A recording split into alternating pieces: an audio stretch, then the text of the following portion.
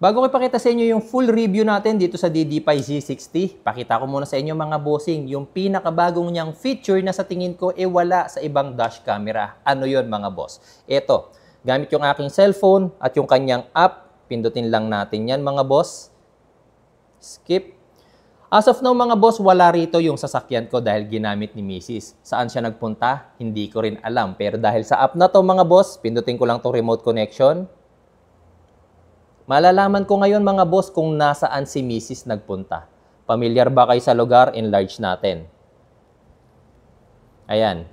Yung mga nakikita niyong construction na yan mga bossing is subway construction yan along Mindanao Avenue. At itong kantong to, papuntang Tandang Sora Avenue yan. Ayan mga boss.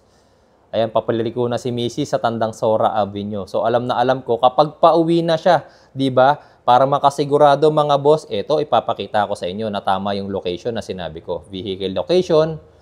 Ayun, ito tama tayo, di ba mga boss? Mindanao Avenue, dire-diretso. Ayun si Mrs. Tandang Sora Avenue, paliko na siya mga bossing. Tapos hindi lang yung front camera ang nakikita natin, syempre pati yung kanyang rear camera makikita rin natin dito. Ayan oh. O, diba? So, every time mga boss na lalabas yung sasakyan natin, kahit si Mrs. ang may gamit or ako ang may gamit, as long as meron siyang app, nakaka-connect tayo sa kanyang camera. Gamit lang yung kanyang app mga bossing. Nakikita natin yung likod at harap at yung mismong location niya. Sa panahon ngayon, kapag may sasakyan ka, ang paglalagay ng dashcam, hindi na optional na lang. It's a must, ika nga. Kabi-kabila na kasi ang mga road rages, vehicular accident, and yung pinaka-latest, yung no contact apprehension. Kaya kailangan natin ng magandang pandepensa habang bumabiyahe tayo. Kaya nga ako mga boss, binili ko na yung pinaka-latest na dash camera from DD5, yung kanilang DD5 Z60.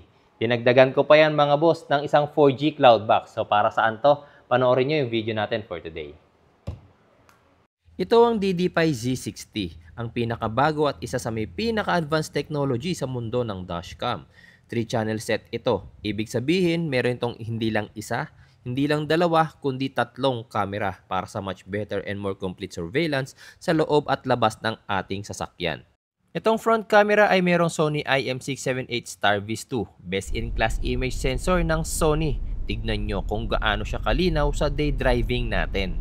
Sa lower left part ng camera nakalagay ang date, time at yung ating mismong speed. Kaya kapag nahuli kayo at sinabing overspeeding kayo, ito at meron tayong ebidensya. Naka 4K Ultra HD resolution with 3K 60fps high frame rate. Kahit heavy rain, hindi lumalabo ang kuha ng dashcam. Very visible pa din at klaro ang mga plate numbers ng sasakyan sa paligid mo. Meron din itong Night Vision 2.0 with AI ISP. Kaya kahit gabi, malinaw at klaro ang detaling nakukuha ng camera. Dito naman tayo sa rear camera. 1080p lang ang camera nito pero tignan nyo naman, sa umaga parang 2K resolution ang kuha niya. Kung gabi naman, hindi nyo aalalahanin na baka wala na siyang makita. Malinaw pa din at kahit direktang tamaan ng headlight ng sasakyan, hindi masyadong nagiglare. Pati plate number, ikitang kita mo pa din. Ito, at sinubukan ko din nung kasagsagan ng habagat. Bumabagyo na pero ang rear camera nito, malinaw pa ang nakikita. Dito na tayo sa interior camera. Isa ito sa mga add-on sa package dahil independent ang camera na to. Meaning, kung nagtitipid ka at need mo lang ng front camera, ito na yung para sa'yo. 2K resolution ito at yung camera lens, pwede mong i-rotate para kung gusto mo siya gamitin as front or interior camera, pwedeng-pwede. May sarili din itong memory card slot at power input. Pabor na pabor ang camera na to para sa mga driver ng pampublikong sasakyan. Lalong-lalo na kapag gabi kayo bumabiyahe, kitang-kita lahat ng pasahero na isinasakay ninyo.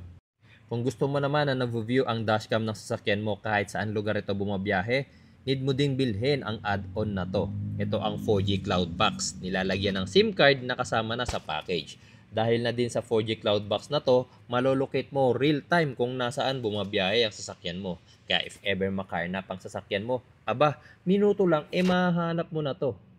Actually, may feature pa nga ito na tinatawag na electric fence. Pag nagparking ka sa isang public area, iset mo lang ang radius at pag lumabas sa perimeter ang sasakyan mo, magno-notify sa'yo yung app Ang camera na to ay hindi na gumagamit ng lithium batteries. Supercapacitor na ang gamit nito, kaya kahit summer o sobrang tirik na araw, walang risk of ignition kaya safe sa sunog ang sasakyan mo. Madali na din ang viewing at downloading ng footage. Gamit ang app, direkta mo lang mada-download sa cellphone mo ang video. Sobrang bilis at smooth din ang downloading dahil sa 5 GHz Wi-Fi up to 13 Mbps. Up to 512 GB nga pala ang storage ng memory card na pwede mong gamitin dito. Meron din itong D2 Save Dual Storage Protection para if ever mag-fail ang SD card mo, automatic itong mag-ship sa internal storage para safe ang data mo. Pumunta ako ngayon ng mall guys para may pakita sa inyo isa pang feature niya na wala sa ibang dash camera, yung parking monitoring na naka-live. Eto mga boss, open nyo lang yung app. Dahil nga mga boss, meron tayong naka-install ng 4G Cloud Box tsaka naka-hardwired fit din yung ating dashcam. Pwede natin i-view yan. Remote connection. Yan. Wait lang natin. Yan, makikita ninyo. Yan, parakiin natin. Ito mga boss, live natin nakikita ngayon yung camera natin kung ano meron doon sa parking area. Yan, makikita nyo, umaandar yung mga sasakyan. Yes, mga bossing, naka-live yan. Hindi yan recorded video. Pero tingnan nyo. Yan. Tapos pati likod. Although yung likod hindi na natin masyado makikita kasi nga. Yung likod niya kasi is mga puno lang kaya hindi nyo nakikita ang gumagalaw.